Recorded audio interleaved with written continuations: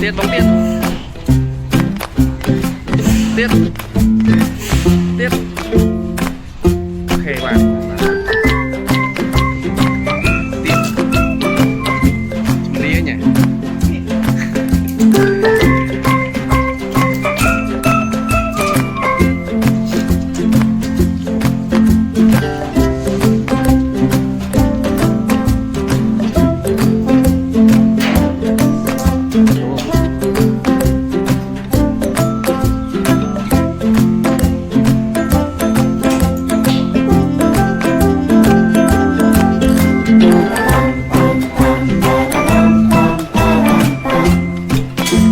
Mà là bây giờ bác muốn đi bác muốn đi mà giờ đi thay viên rồi sao